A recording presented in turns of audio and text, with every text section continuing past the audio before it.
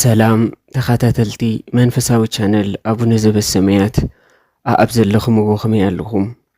እምበኣር መዓስ ክሓዊ ትብል ዛንታ ስደት ሒዘልኩም መፅእ ኣለኹ።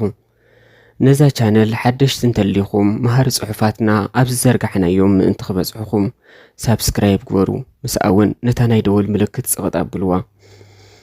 ነዛ ቪድዮ እውን ላይክ ብምግባር ክትጅምርዋ ብትሕትና ከዘኻኽረኩም ፈቱ።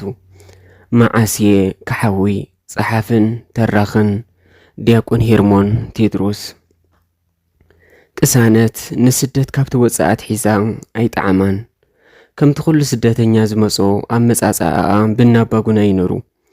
ኣብ እናባጉና 3 ቀነ ጸኒሓ ናብ ማዓስከር ዓዲ ሓርሽ ምስቲ ኣብኡ ዝተላለየታ ሳራ መሓዝኣ ተበገሳ።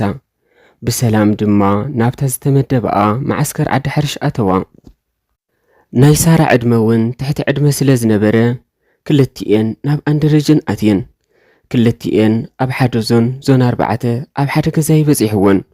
ወርሒ ምስ ተቐመጣ ናብ ፍቆት ስድራ ምኽኣል ሰኣንኡ። ብፍላይ ሳራ ኣዲኣን እታ ሕሳስልደ ምጭውቲ ስኒት ሓፍታን በዛ ዓይናየን ክወፃ ደልየን። ካብ ምሕር ናብ ፍቆተንን ብኣኣተን ምሕሳብ ዝተለዓለ ኣብ ሕልማ ሓዳሰይ ሎሚ ቡን ባዕለየ ዘስትየኪ ስኒት ሓፍተይ ንዕስካ ክሓቕፈኪ እያ ትብል። በቃ መፀት ለይቲ ሓዳሰይ ስኒተይ ስሕት ኢላ እውን ነቶም ካልኦት ኣሕዋታን ኣቦኣን ክትፅውዐን ምስኦም ክትዘራረብን እያ ትሓድር። ካብ ሕልማ ብራብ ትብለሉ እታ ክትሓቕፋ ዝሓደረት ስኒት ሓፍታን ኣዲኣን ስለ ትስእነን ትስኢላ ብኽያት እያ ትጅምር። ደቂ ገዛኣ ገሊአን ክርትም ኢለን ይስሕቓኣ፣ ገሊአን ይድንግጻላ፣ ገሊአን ድማ ናብ ፍቆት ስድረአን ስለ ዝዝክራ ምስ ኣይነብዓ። ቅሳነት ግና ሕልፊ ነርዋ ብሓደ ስለ ዝድቅሳ ሳራ ኣብቲ ትስኣሉ ግዜ ለይቲ ይኹን ንግሆ ምስ ኣያ ብድት ትብል እንተሰንቢዳ በስመ ኣንበለ ሳራ ሓፍተይ ብትምህርቲ መስቀል ቅጽካ ኣማዓትቢ በስመ ኣንበሊ እንክድማ ውዳሴ ማርያም ተሳለሚ። ከምኡ እውን ኣቡነ ዘበሰማያትን በሰላመ ቅዱስ ገብርኤል መልኣኽን ኣንቢባ ከምቲ ድቅስ ትገብራ። እንተ በኽያ ድማ ኣጆኽ ሳራ ሓፍተይ ንፈጣሪ እንታይ ይሰኣኖ ድዩ ምስ ስድራ ቤት ክትራኸቢ ኢኺ ናበለት ተጸናንዓ። ሳራ ድማ ብቕሳነት መሓዛኣ ተስፋ ትሰንቕ፣ ንብዓታ ትሕብስ፣ ንፈጣሪ ድማ ገጽ ስድራኣ ኸሪኣ ብጸሎት ትልምኖ። ቅሳነትን ሳራን ብምሕዝነትን ብፍቕረን ኣብ ዞን 4 ተፈለጥቲ ኾና። እተን መሓዙቲና እናበላ ግና ኣብ መንጎአን እምነትን ፍቕርን ዝጐለን ዝነበረ ንቕሳነትን ሳራን እናረኣያ ክቐንኣ ጀመራ።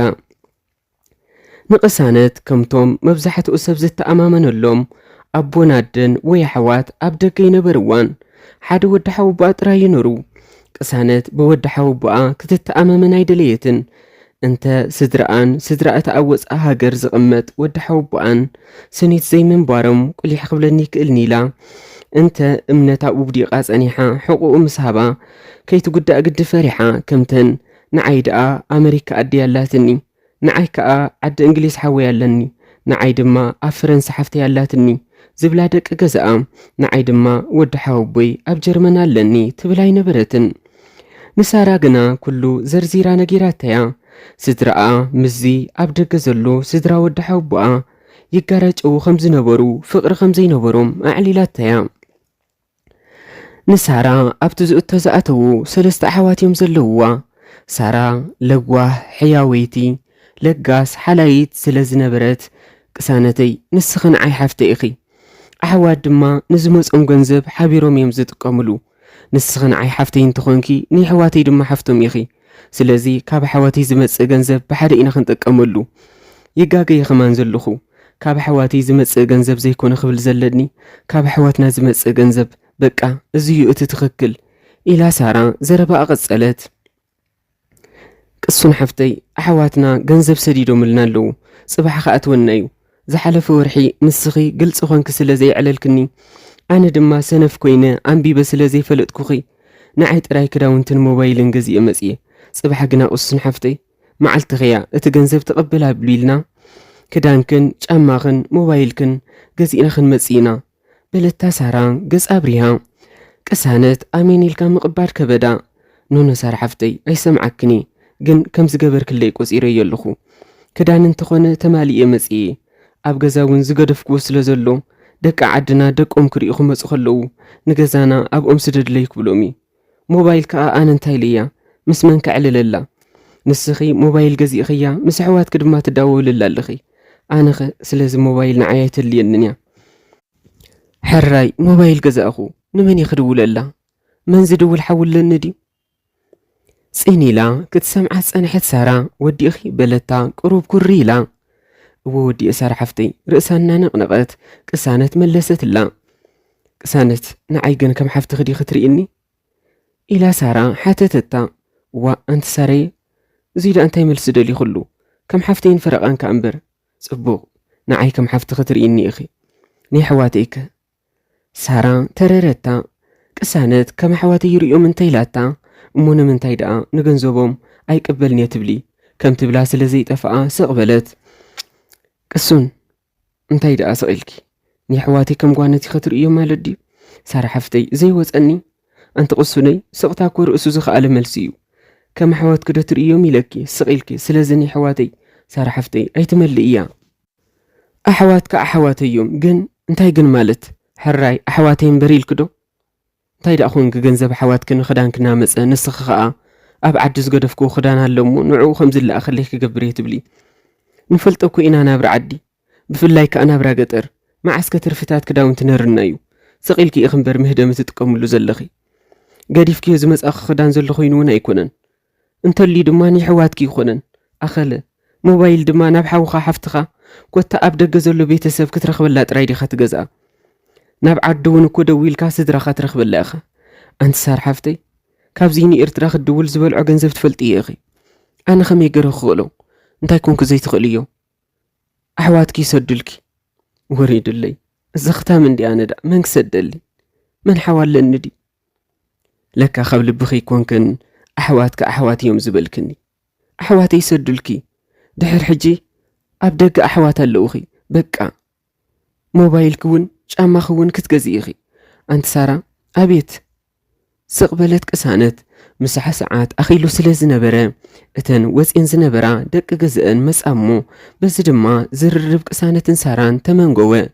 ንሳራ ተደምዲም እዩ በቃ ኩሉ ከም ትገዝእ ነጊራተያ ንቅሳነት ግን እንድዒ በላ ንሕና እንጀራ ኸነምጽኢና ንስኻትክን ከኣ ፀብሒ ግበራ ኢለንእን ቅሳነትን ሳራን መሰጣ ሒዘን ወፃ። ናብቲ ተላዒሉ ዝነበረ ጉዳይ ኣይኣተዋን ብኻልአን ናሰሓቓን ናተፀወታን እንጀራ ሒዘን ተመለሳ። ምስ ተመስሓ ነፍሰን ተሓፂበን ጽሩይ ክዳውንቲ ለበሳ። መዓልቱ ሰንበት ይነሩ። ሳራ ንዕናይ ቅሱነይ እታ ሞባይለይ ኣብትና 24 ሰዓት ቻርጅ ክትመልእ ኣእትያ ኣለኹ እሞ ንዕናይ ነውፃያ በለታ። ቅሳነት ሕራይላታ ሓፍ በለት። ነታ መውፅእ ሞባይል ካርዲ ሒዘን ድማ ተበገሳ። ነታ ሞባይል ምስ ኣውፃኣኣ ሳራ ናብ ድኳን ኣላጊሳ 6 ነናይ 50 ቅርሺ ካርዲ ገዝአት። ቅሳነት ሰንቢደያ ንምንታይ ደኣሉ ሳራ ሓፍተይ ክንዱዘይ ካርዲ ንስድራ ክንድውል እሞ ናይ 100 ወይ ናይ 150 እኮ ማእኸለክ ንርእዩ ድሓን ቅሱን ሓፍተይ ኣነ ኸዓ ዕላሉ እንዴ እዚ ኸማን ተኣኺልኒ እዩ ንዕናይ ደኣ መስመር ዝስሕብ ኣብቲ ላዳር ዘላቶ እዩ ብለታ ሳራ ንሓቑፍታ ተታሓሒዘን ድማ ናብታ ላዳር ናይ ዞነን ከዳ። ሳራ ነተን 3 ነናይ 50 ኣእትያ ነተን 3 ነናይ 50 ድማ ኣቐመጠተን። ቅሳነት ካብ ኣርሒቓ ናብ ሓደ ገዛ ተጐዝጒዛ ደው ኢላ ነራ። ነዲኣን ኣሕዋታን ዘከረት እሞ ንብዓት ሰዓራ ምእንቲ ሳራ ኸይትሪኣ ኢላ በታ ገዛ ንድሕሪት ተጠውያ ነታ ጻዕዳ ኢዳ ናብ እዝና ከም ሞባይላ ጸጋዓታ። ኣብ ኩርኹርኣ ኮፍ ኢላ ኸኣ ታቦትየይ ናፊቐክ እኮ ኣሕዋተይ እውን ናፊቐዮም ታቦትየይ ከመይ ኣለኺ ኣሕዋተይ ከመይ ኣለዉ ቴሌፎን ዘይደወለትለይ ቅሳነት ጓለይ ኣይትብለንን ይኽምሽ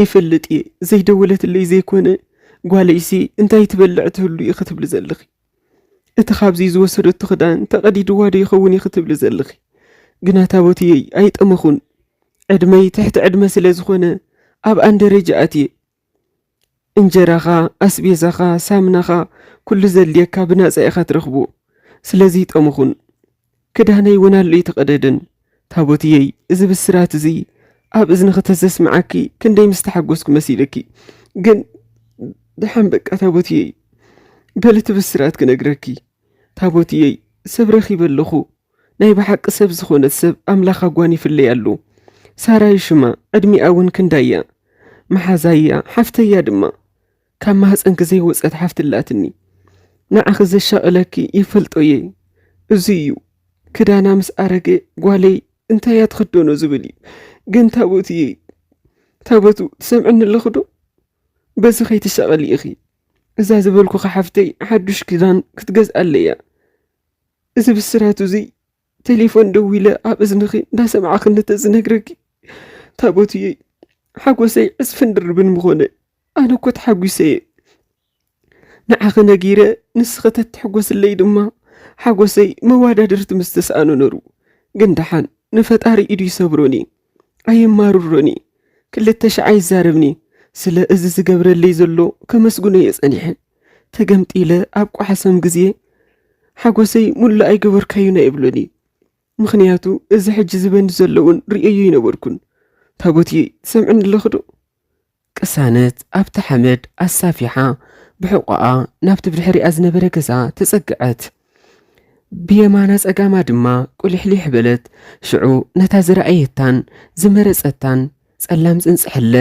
ናብ እዝና ጸጋዓታ ሄሎ ታቦትየይ ትሰምዕኒ ኣለኺ ምሽ ዘረባይ ክቕጽል ሕራይ ታቦት ሓላለይ ክቕጽል እየ ናብራ ኸደኣ ከመይ ትኽእል እዩ ኣለኺ ቀውዒ ምድሪ ርጥርጥ ኣቢለክ መጽየ ኣብታ ዘላታ ተወሰኸታ ኾይና ትክምሽ ግን ኣይተቐየምክለይን በጃኽ ብኣይ ከይትኹርዲ ታቦትየይ ናተይ ተስፋ ምርቓኽ እዩ ልዕሊ ኩሉ ድማ ጸሎትኪ እዛ ጓለይ ብሰላም ኣብቲ ዝሓሰብክዮ የብፅሕ ክበልኒ ይሰምዓክየ ዘለኹ መርቕኒ እንታይ ኢልክኒ ታቦትየይ እዛ ጓለይ ሓሳብ ልብኺ የስምረልኪ ብሰላም ኣብቲ ትደልዩ የብፅሕ ክዲኺ ኢልክኒ ኣሜን ኣሜን ታቦትየይ ታቦትየይ ገዛኢኺ ምሽ ዘለኺ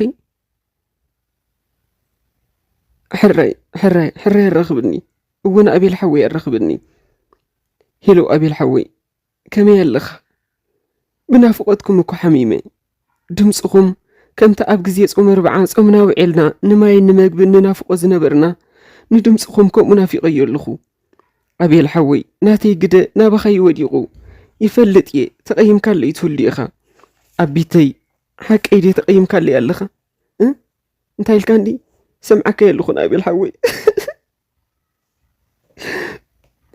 ከይትረድኣ ነቲ ጽንጽሕለ ደርብያ ነቲ ብቕድሚኣ ዝነበረ ብዚንጎ ዝተጠቅዐ ሽቓቕ ጋወበለቶ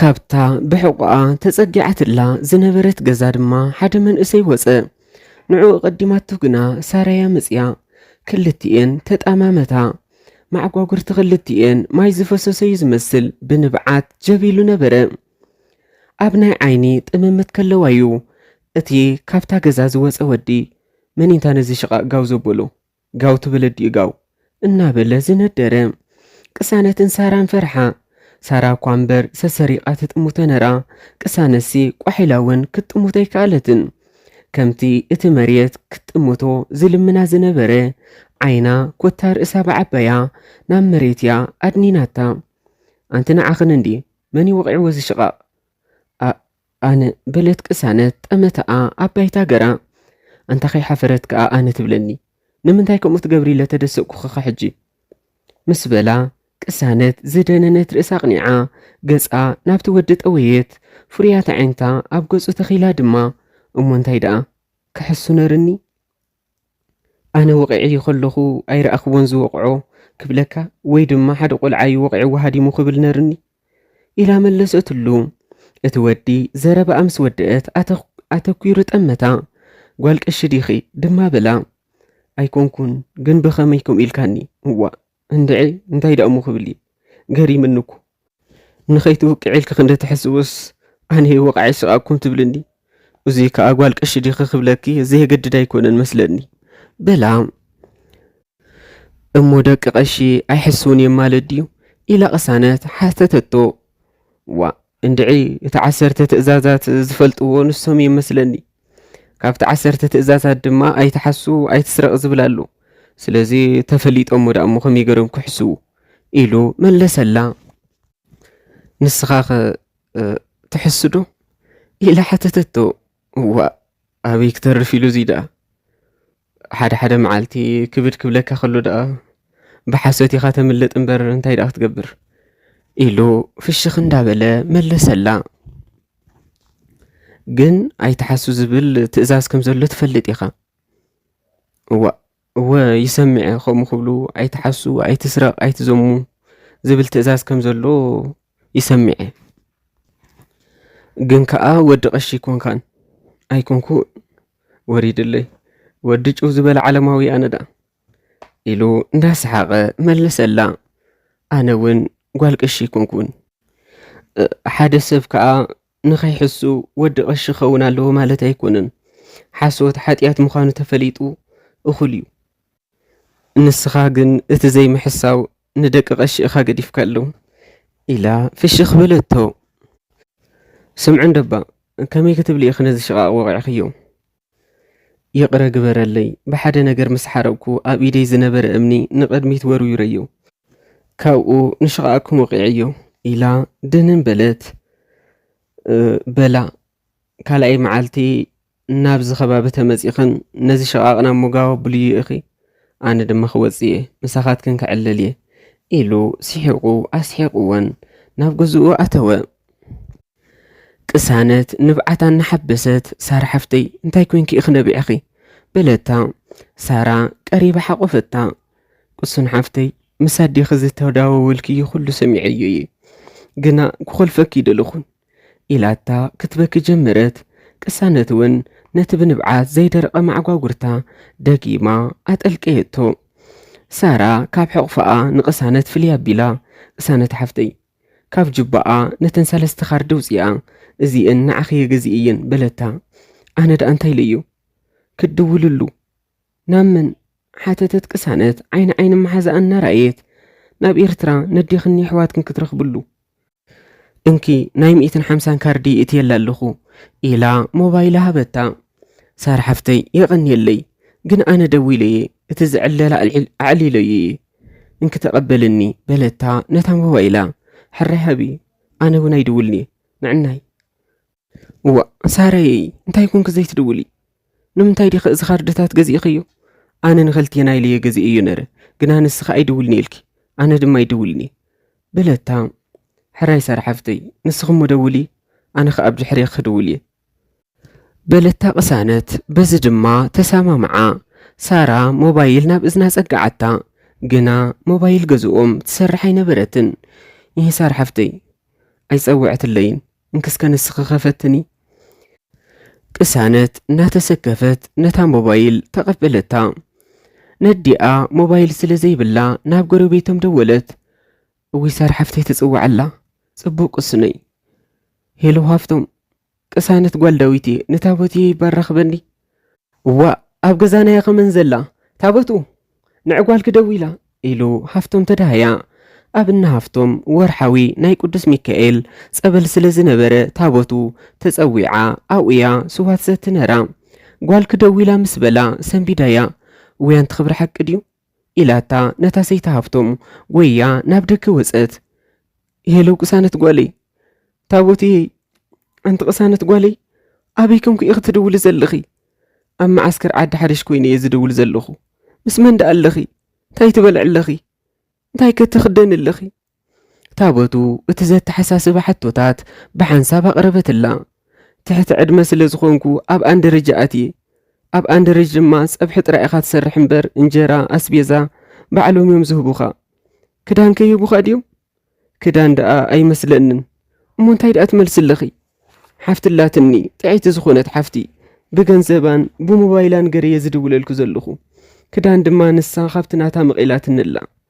ኣንቲ ቅሳነት ጓለይ ኣብዛ ማሙቕ ገዛና ቁራስና እናበልዓና ተሓቋቂፍና ይመሓሸና ንሩ ዋይ በጀኸ ታቦት ኣይትብከይ ወርሑ ምሉእ እኮ ቁልው የኢል እንቲ ቅሳነት ጓለይ ኣእኻልና ኸተዓፂዱ ዶ ኩሉ እወድሓን ኢተው ዓድና ወፍራ ገሮም ዓፂዶሙለይ ጽቡቕ ታቦትየይ ኣሕዋተይከ ክሳብ ሕጂ ቅሳነት እናበሉ ይበኽዮም ዘለዉ ምስ በለታ اتا اب حقف الدي ازنبرت نيات قال 3 عامات كتبك جمرت نيات حفتي تبكي نعبا بلتانيات حراي كمصي نياتي معاس الى نيات حتت مسبلتا موبايل كارد وديا اصوتن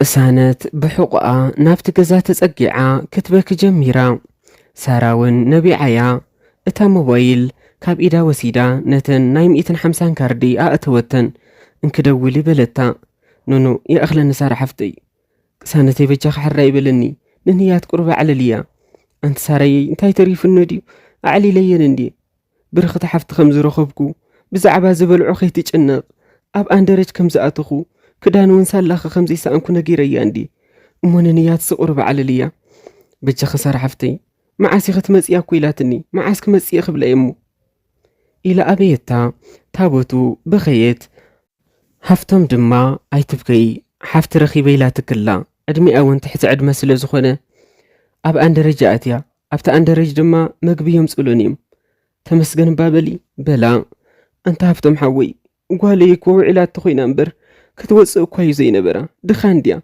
من كاليا إلى خيدا مسبلات كبرات تقبلها بلا تابوتو كل أتي زلو أبونا ديون وي حواتنا حليف دعاتيو كل بخندي مكران دياتيو قالي كتكيداي نبرانا يتبلي تراين الصغي بس أول الدق فيا بلتا نيات ماما نقصانت بدول الله بلتا كدول النيانيات قالي معاس حاتتت نيات كدول يا دحان كدول يا إلى حقوفها بلتا قسانة ساران دما نافقز انت ملسا انت سار حفتي أنا سكمت ساين برنن أدي زبل عتنا بلعخو مس حواتي كي كونسي قسانة حفتي نسخة زيت مسي أنا خنتي مخونكو من مبارات عني من حفت مرخبكو نرى عند عسار حفتي أدي دخلنا تخي أخلا ناتي شغلوت كأتوسي خوا قسانة كبرتا تشفينا أفتن إددا قسات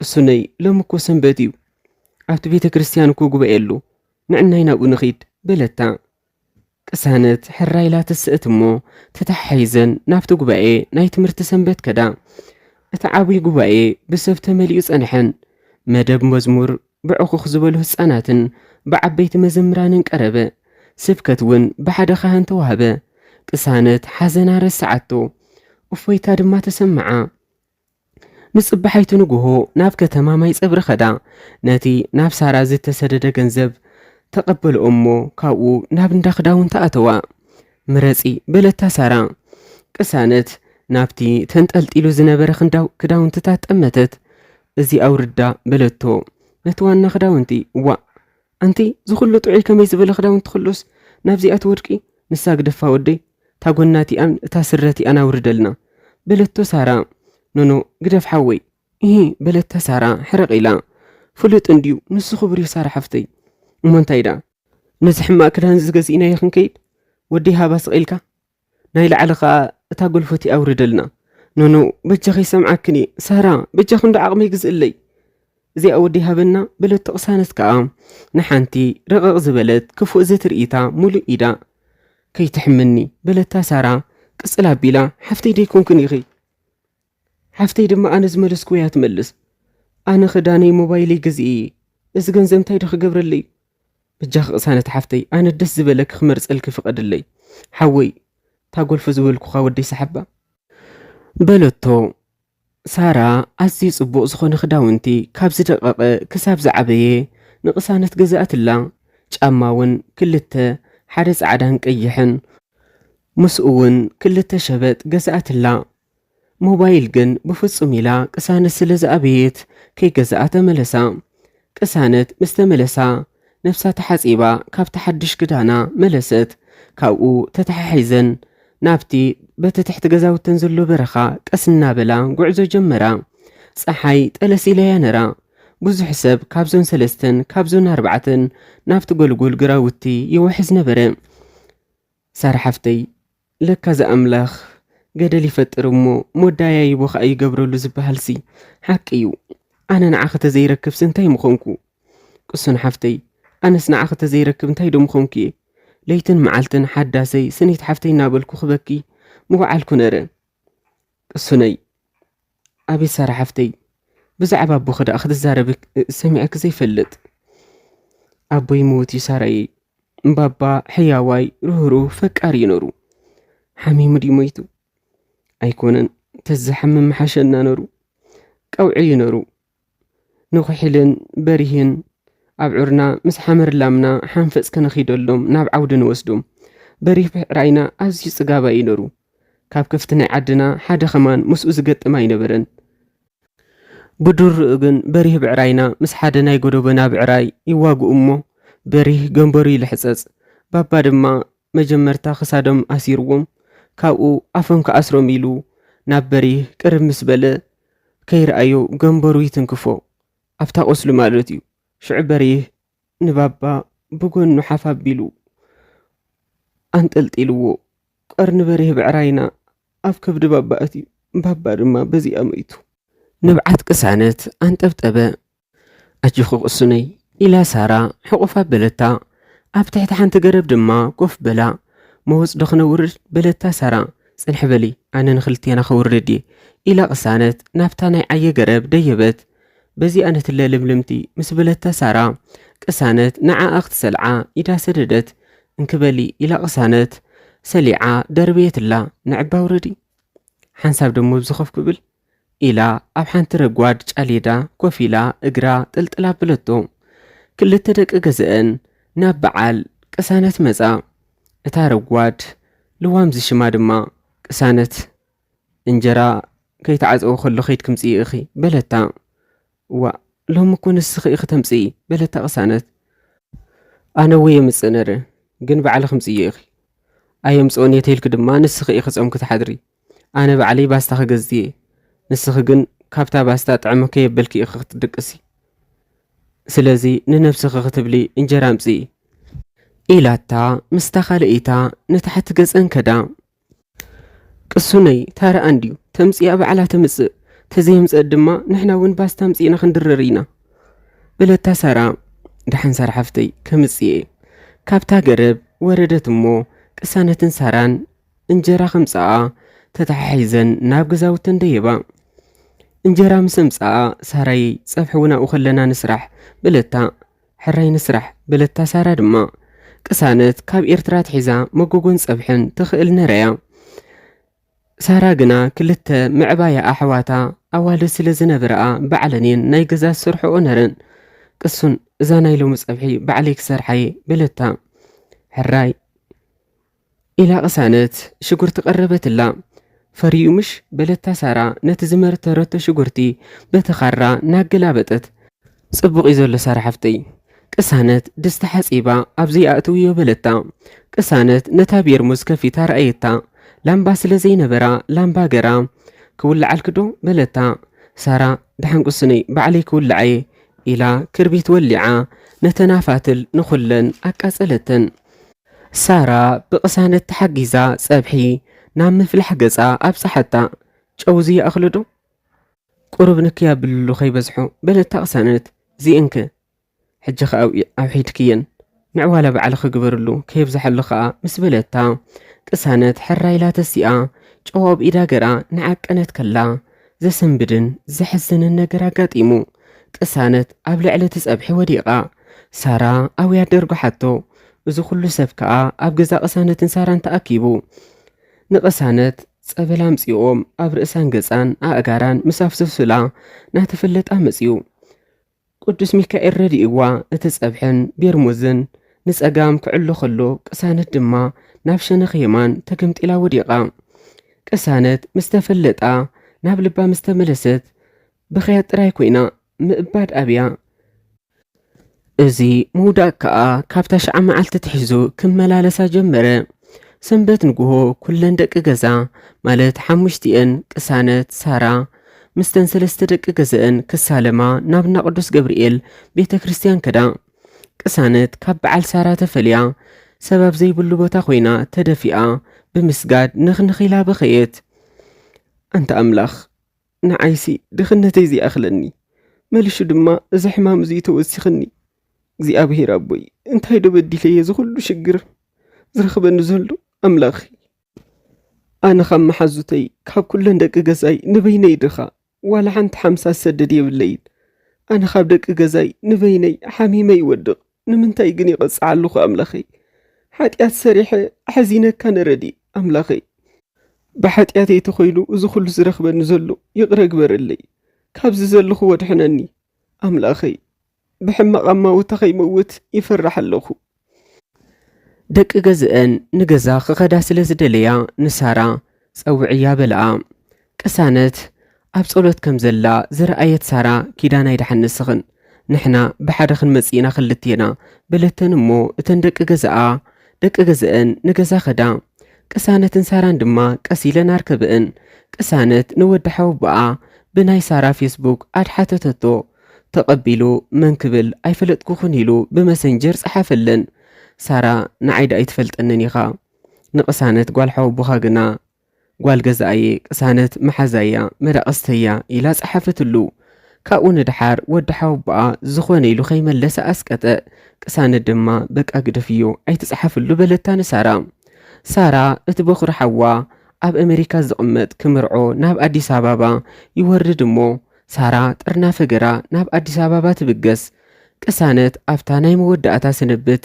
በኽያ ጥራያ ኮይና ሳራ እውን በኽያ ሳራ ንቅሳነት ሕቑፍ ኣቢላ ክድውለልክየ እታ ጆንሲና ቦርሳይ ድማ ንዓይ ስለ ዘይተድልየኒ ኣብቲ ቦርሳ ከኣትየ ኣለኹ ርአያ ኢኺ ክድውለልክየ ኢላ ተፋነወታ ቅሳነት ሳራ ክድውለልክየ ዝበለታ ናብተን ደቂ ገዛእ ደው ኢላ ከም ትረኽባ ርዱእ ገራ ወሰደቶ ቅሳነት ደቂ ገዛእ ክምስሓ ከለዋ ናይ ሳራ ምፍላይ ከቢድዋ ስለ ዝነበረ ኣይበልዕነ ኢላ ኣብየተን እተን ክልተ ልዋምን ካልኢታን ክስሕቃ ከለዋ እቲ ሓንቲ ሳልሰይትን ግና ብስል ዝበለት ስለ ዝነበረት ኣይሰሓቐትን እተን ደቂ ገዛኣ ሰለስቲአን ተመሲሐን ነፍሰን ተሓፃፂበን ናብቲ ኩሉ ሰብ ፀሓይ ጠለሳብ ዝበለትሉ ግዜ ዝዛወረሉ ኣብ ትሕቲ ዘኖን ዘሎ ጎልጎል ግራውቲ ኸዳ ቅሳነት ግን ኣብ ገዛ ተሪፋ ኩሉ ሳራ ዝገበረትላ ዘዘኪራ እንዳበኸየት ከላ ድምፂ ትድውል ሞባይል ተሰምዓ ቤንሸነኽ ምዃና ክትፈልጥ ሓፊላ ፂን በለት ደቂ ገዛኣ ኸኣ ሞባይልን ኣብ ኢደን ሒዘንእን ክወፃ ከለዋ ሪኣትን እያ እቲ ቦርሳታት ተፃጋጊዑ ስለ ዝነበረ ቅሳነት እታ ሞባይል ኣብ ናይ መን ቦርሳ ኮይና ትድውል ከም ዝነበረት ንኽትፈልጥ ደው ኢላ ናብቲ ቦርሳታት ተፀግዐት ኣብ ውሽጢ ቦርሳኣ ምዃና ምስ ፈለጠት ሰንቢዳ እወይ ሳራየይ ሞባይላ ረሲዓታ እንታይ ክትገብር ናብ ቦርሳይ እትያታ እናበለት ቦርሳ ኣውሪዳ ሸርጢጣ ኸፈተቶ ነታ ገዲፈልክለኹ ዝበለታ ጆንሲና ቅሳነት ካብ ቦርሳ ኣውፅኣታ እታ ጆንሲና ስግድ ኢላ ተመሊኣ ነራ እታ ሞባይል ድማ ኣብታ ጆርሲና ቦርሳ ኮይና ደጋጊማ ትድውል ነራ ቅሳነት ተረኣየቶ እቲ ክዳውንቲ ብዙሕ ዘይተመለሰ ናይ ሳራ ክዳን ነበረ እታ ሞባይል ድማ ኣብ ማእኸል እቲ ክዳውንቲ ረኸበታ ሽም ደዋሊ ተንበበቶ ሳራ ዝብል ስም ዘለዎ ቅሳነት እታ ትድውል ዘላ መሓዛኣ ብምዃና ደስ ኢልዋ ቀልጢፋ ልዓለታ ሄለው በለታ ሳራ ሄለው ሳራየ ዲኺ ወቕሱነይ ኣነየ ሳራ ሓፍተይ እዛ ሞባይል ደኣ ናይ መን እያ ናትክያ ቅሱነይ ናይ መዓስ ናተይ ደኣ ትማለየ ገዜ እያ ንመን ኢልኪ ንዓኺ ኢለ ብምንታይ ደኣ ክረኽበኪ እሞ ዝዓቕመይ ነኩያ ዘይትገዝእለይ ታጅ እኳ እየ ክገዚእ ክለይ ኩለን ሓደ እንዳ ኣለና እንትቕሱነይ እዋይ ሳራየይሲ ኣብ ካሓሳ ኸጥረ የውዕለኒ እቲ ክዳውንቲ ገሊኡስ ሓድሽ ዋላ ሓንቲ ግዜ ከይመለስክዮ እኳ ክገዲፍ ክለይ ከይድኪ ቅሱነይ ከምኡ ይትበሊ ምንኣስ እዚ ክምርዖ ዝመፅእ ዘሎ ሓወይ ኢሳያስ ትፈልጥዮ እንዲኺ እወ በለታ ቅሳነት ንዓኺ ካብዚ ሒዘልኪ ይመፅእ ስለ ዘለኹ እቲ ናትኪ ዘይበለየ ተኾይኑ ንቅሳነት ገዲፍ ክላ መፅእ ኢሉኒ ንዓይ ካብኡ ክማልኣለይ ስለ ዝኾነ ኣነ ገዲፈልኪ መፅየ ቅሱነይ ቁሩብ ሰልዲ ኸኣ ኣብታ ስረ ጅባይ ኣእትየን ኣለኹ እስከ ረእየን በለታ ቅሳነት ረኸበቶ ቆፀረቶ እሞ ሻሕ ቅርሺ ኾነ እዙይ ከንመን እዩ ንዓኺ ምስ በለታ ቅሳነት በኸያ ቅሱነይ እንታይ ኮንክ ትበኺ ኣለኺ ኣነ እኮ ብድሕረይ ዝኾነ መግዝእ ተደሊኺ ገንዘብ ሲኢንክ ከይተሓዝኒ ከይትበኺለይ እኮ ገዲፈልኪ ስኸም ኮይነ ክንት ሳራ ሓፍተይ ከምኡ ትበሊ ንስኺ ንዓይ ሓፍተይ ኢኺ ክድውለልክየ ኢላ ቻው በለታ ቅሳነት ሓጎሳ ወሰን ኣይነበሮን ንኣምላኽ ድማ ኣመስገነቶ ቅሳነት ፌስቡካ ቅሳነት ዳዊት ኢላ ከፈተት። ካብቲ ጽቡቕ ስእላ ድማ ፕሮፋይል ገበረትሉ። ቅሳነት ማእኸላይ ቅሞት ዘለዋ ቆርበት ገጻ ኸደራይ መልክዓ ማለት ኣዒንታ ኣፍንጫኣ ኣስናና ፍልይ ዝበለ ጽባቐ እዩ ዘለዎ። ካብተን ምልኩዓት ዝበሃላ ደቂ ኣንስትዮ ድማ ቅሳነት ሓንቲ እያ። ወዲ ጎደባ ዓዳ ጸጋይ ዝበሃል ተቐማጢ ሽወደን ብፌስቡክ ኣዲሓታ ቅሳነት ድማ ተቐበለቶ። ንምሸቱ ሃይ ቅሳነት እንታይ ደኣ ስደት ወፂኺ ዲኺ ኢሉ ጸሓፈላ። እወ ወፂና ኣርኪብናኩም ኢላ መለሰትሉ። እንታይ ትብሊ እሞ ስደት ከመይ ረኽብክዮ ለሚድክዮ ዶ ኢሉ ቀልጢፉ ጸሓፈላ። ኣምላኽ መስገን ደሓኒ እወ ኢሎም ደለኹ ከመይ ኣለኻ ንስኻኸ በለቶ። ደሓኒ እግዚኣብሔር ይመስገን ትዝክርኒ ዶ ንግደት ዓድኹም እኮ ንገዛኹም ይመጽእ ነረ ማዘር ክታቦቱ ድማ ነቲ ዓበይ ሓፍተይ ሲስተረይ መሓዝኣ ስለ ዝነበረት ገዛኹም ከየላጎስኩ ከይደ ይፈልጥኒ እወ ይዝክረካየ ኢላ መለሰትሉ። ሽዑ ክድውለልክዶ ድራር ይሰርሕ ስለ ዘለኹ ክጽሕፈልኪ ብዙሕ ይጥዕመኒ የለን በላ። ሕራይ ስለ ዝበለቶ ቀልጢፉ ደወለላ። ጽቡቕ ድማ ኣዕለሉ። ሳራ ንቕሳነት ኣብ ዝደወለትላ ሰንበት ናይ ምሸት ኢሳያስ ሓዋ ምስ ኣነበረ እሞ ንቕሳነት ሰላም ኢሉ ስደት ትኽእል እዮ ደለኺ ኣጆ ኽበርትዒ ኩሉ ክሓልፍ እዩ ኢሉ ተስፋ ዝህብ ቃላት ወስወሳ በለላ። ሓደ ቀትሪ ቅሳነት ጸብሒ ምስራሕ ናብ ኣነበረ እሞ ሽጉርቲ መቲራ እናቐለወት ኩላ ዘይቲ ክትገብረሉ ሓፋፍ ዝበለትሉ። ከምቲ ናይ ቅድሚ ሕጂ እቲ ሕማማ ናብቲ ቤርሙዝ ሸንጎጓ ሰብ ዝበሃል ድማ ምውዳቓ ኸይረኣዮ። ካብ ሓዊ ድሒና ነራ ርእሳ ግና እቲ ደስቲ ስለ ዝወቕዓ ደም ንደሚ ኾይኑ እዚ ነገር እዚ ማጮሎት ይፈውሱ ምስ በልኣ ንጽባሓይቱ ማጮሎት ኣብ ገዳም ንኣቡነ ገብረ መንፈስ ቅዱስ ከተሕጸብ ጀሚራ። ጸጋይ ንቕሳነት ድሕሪ ወርሒ ብናይ ሽወደን 50 ሰደደላ። ቀትርን ምሸትን ይዝድውለላ። ነቲ ክሰደሉ ምስ ሓተታ ተሳኢላ ዝሰደደትሉ ስእላ ድማ ምሸት ምሸት ከይረኣዮ ሓዲሩ ይፈልጥኒዩ። ንምሸቱ ፈትይዋ ንሓዳር ድማ ተመነያ። ኣነስ ፈትየኪ ተመሪዐ ፕሮሰስ ገረ ክወስደኪ ንስኸ እንታይ ትብሊ በላ። ኣነ ደኣ ታቦትየ ዝፈተወቶ ይፍታወይ ኢላ መለሰትሉ። ስድራ ጸጋይ ናብ እንዳ ዳዊት ጓልኩም ሃቡና ክብሉ ኸዱ። ናዳዊት ድማ ትብጽሓኹም በልዎም።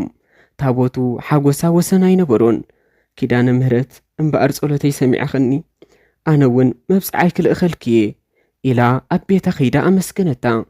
ቅሳነት ብፍቓድ ጸጋይ ናብ ኣዲስ ኣበባ ሓሊፋ ሳራ ድማ ተቐበለታ።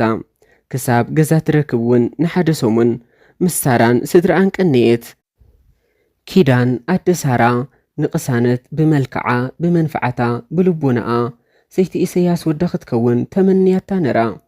ሳራ ቅሳነት ኣብ ዝሓፀረ ግዜ ክትምርዖ ምዃና ምስ ነገረታ ግና ናትናይ በላን ፈጣሪ ኢላ ኽዳን ስቕ ኢላ። ሓደ መዓልቲ ሰንበት ምሸት ቅሳነት ናብ መርዓ ትኸይድ። እቲ መርዓ ዝነበረ ናይ ዓርኩ ንጸጋይ ካብ ሽወደን ናይ ዝመጸ መንእሰይ ይነሩ። ቅሳነት ንኣዲስ ኣበባ ሓዳሽ ስለ ዝነበረት ራይት ገረያ ኸይዳ። ኣቕሽሽቲ ጸሎት ምስ ገበሩ ዕዱም ብያት እናልዓለ ክምገብ ጀሚሩ። ጸጋይ ድሕሪ መግቢ ጓይላ ተጀመረ። ጸጋይ ድማ ብቪድዮ ናብ ቅሳነት ደው ኢሉ ንኹሉ ሳዕስዒት ኮፍ ኢሉ ይዕዘቦ ነሩ። ቅሱን ንስኺ ከኣባ ሳዕስዒ በላ። እዋይ ንዓይሰ ይትረፈኒ ብዙሕ ኣይፈትኒ ዋላ ብዓድና ክርእየ ዝሓድር ነረ እምበር ሳዕስዒ ኣይፈልጥኒ በለቶ። በጃኺ ሳዕስዒ ናሳዕስዓኺ ክርእየ ክደልየ ኢሉ ደጋጊሙ ክስዕስዕ ምስ ተማሕፀና ሕራይላቶ ምእንቲ ክሪኣ ኸኣ ነታ ሞባይል ንሓንቲ ምስ ኣኾፍ ኢላ ዝነበረት ጓል ሂባታ ክስዕስዓ ተወት። ጸጋይ ብሳዕስዓይታ ተመሲጡ ፍሽኽ እናበለ ናተዓዘባ ኸሎ ቅሳነት ዘልሓጥ ኢላ ወደቐት። ጸጋይ ፈዚዙ ረፈ። እቲ ዝስዕስዕ ዝነበረ እውን ሳዕስዓይቱ ገዲፉ ናብ ቅሳነት ኣበለ። እቲ በዓል ክራር ግን ምድራፉ ቐጸለ። ሽዑ ንቅሳነት ሓፋቢሎም ናፍቲ ኾፍ መበለታት ወሰድዋ። ጸጋይ ኩነታት ቅሳነት ክዕዘቦ ደልዩ እኳ ተነበረ።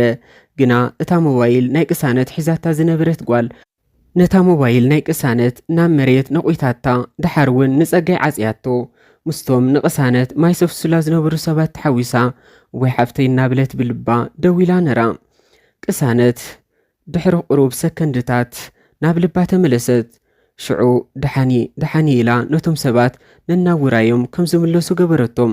እታ ሞባይል ሒዛትላ ዝነበረት ጓል ጥራይ ከዓ ምስኣ ኮፍ ኢላ ተሪፋ ቅሳነት ብኽያት ጀሚራ መዓሲኽ ሓዊ እንተ ኣምላኺ መዓሲኽ ሓዊ ንጸጋይ እኳ ዘይነገርክዎ ወይ ኣነሲ ኢላ ፊቕ ኢላ ብኽያ ኣጆ ክሰሓፍተይ እዚ ሕማም እዙይ ናይ ጸልአ ስናያት እዩ ኣብ ማጮሎት ከይድ ከተተሓጺብኪ ሙሉእ ብምሉእ ብእምነት ክምሓር ኢልክ ከይድ ከተተሓጺብኪ እግዚኣብሔር ኣምላኽ መሓር እዩ ክምሕረኪ እዩ ኣነ ንበዓለይ ን3 ዓመት በዚ ሕማም እዙይ ተሳቂየ ሕጂ ግና ሙሉእ ብምሉእ ብድንግል ማርያም ድሒነየ ኣብ ማጮሎት ምስኮድኪ ከዓ ሓውየ ንስኺ ከዓ ኣጀኹ ጥራይ ማጮሎት ኣሚን ከተተሓጺብኪ እመብርሃን መድሃኒ ዓለም ክምሕሩኽ እዮም በለታ ቅሳነት ድማ ቁሩብ ተረጋጊኣ ቴሌፎን እውን ምስታ ጓል ተለዋወጣ ኣነስ ክኸይድ በለታ ቅሳነት ኣነ እውን ክኸይድ እየ ኣበዩ ሰፈርኪ ኢላ ሓተተታ ላፍተዩ ምስ በለታ ቅሳነት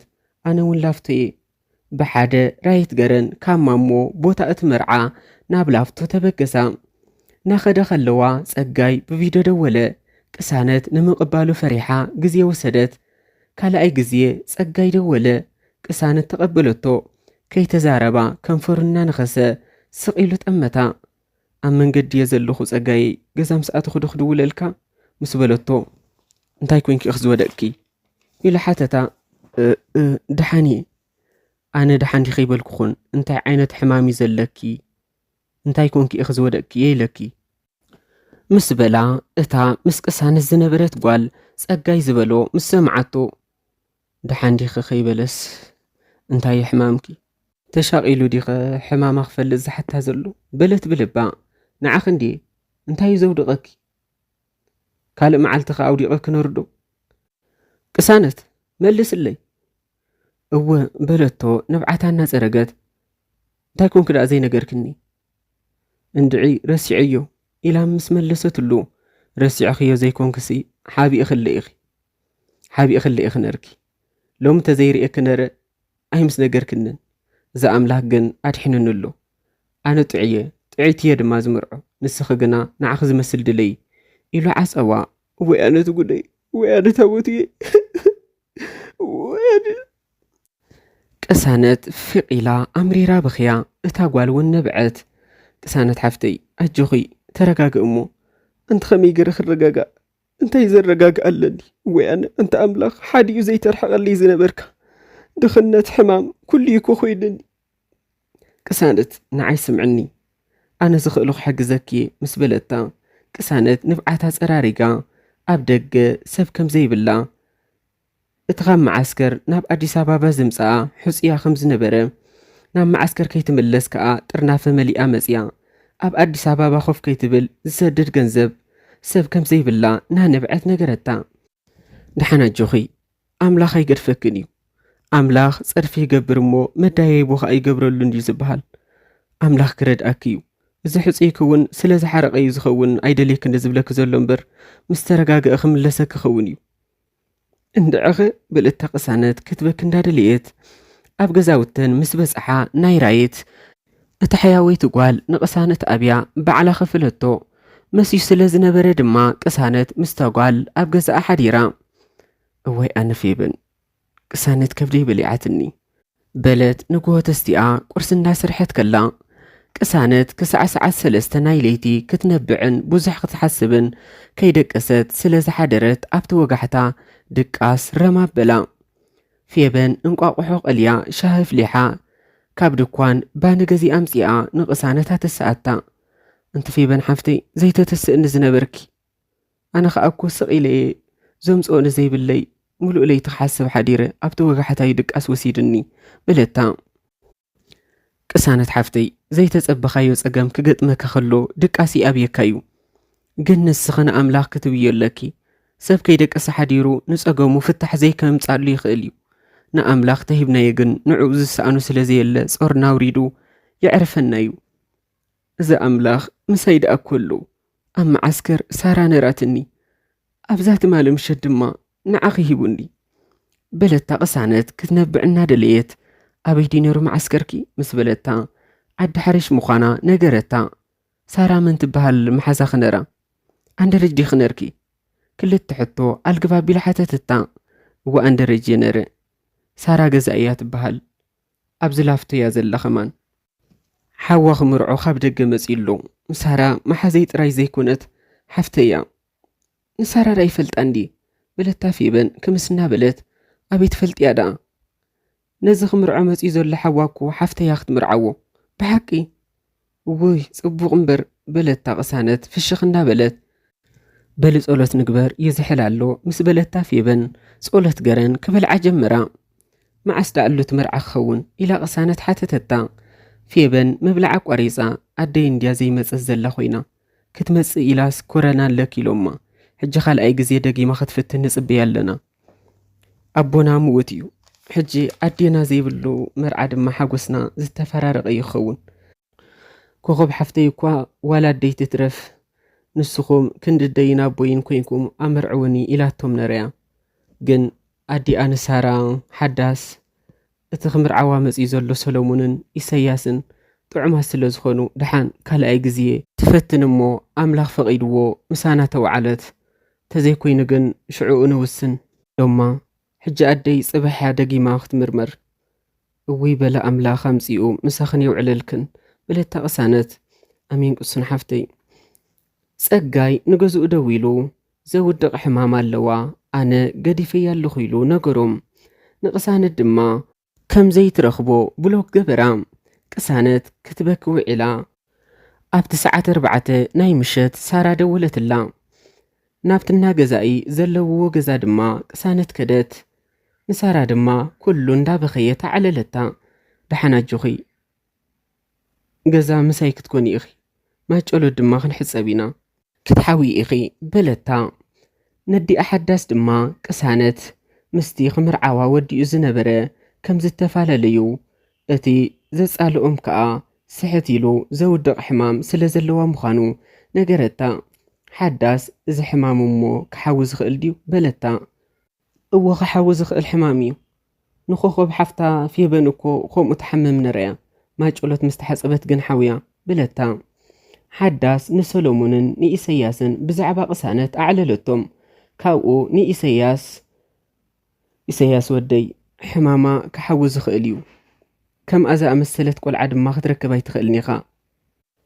ንዓ ምስ ሓውኻ ነዚ ኣምላኽ ቀሪብልካ ዘሎ ቆልዓ ተመሪዕኻ የኺድ በለቶ ኢሳያስ መልክዓ ልቦንኣ ፈትይዋዩ ቁሩብ እቲ ሕማም ንምውሳን ኣስጋኣቶ ድሓን ሓደሰይ ክሓስበሉ የበላ በል ኢሳያስ ወደይ ሎም ለይቲ ሓሲብካሉ ሕደር ኢኻ እቲ ፈጣሪ ጽቡቕ የወስንካ ጽባሕ ንግሆ ውሳኔኻ ትነግረኒ ሕራይ እንተይልካ ቀልጢፍና ናብ ስድራኣ ነቦኻ ንሰዶ ሕራይ ተይሎምና ብሓደ ምስ ሓውኻ ኣምሪዕካ ምኾድኩ ኢሳያስ ወደይ ኢላቶ ድሕርዚ ተታሒዞም ናብትና ሳሎን ኣትዮም ምስ በዓል ቅሳነትን ሳራን ዘለውኦ ተሓወሱ ንቅሳነት ጥዒገሮም ንኸመዝንዋ ምስ ሳራ ኣብ ገዝኦም ኣሕደርዋ ኢሳያስ ሙሉእ ምሸት ትሰርሖ ትዛረቦ ትስሕቆ ኩሉ ክዕዘቦ ኣምሰየ እዝስ ክትገብሮ ይነበራን ዝብሎ ድማ ኣይረኸበላን ንግሆ ኣብ ዓራቱ ኮይኑ ኣዒንቱ ኸፊቱ ከሎ ሓዳስ ማዓር ወደይ ከመይ ሓዲርካ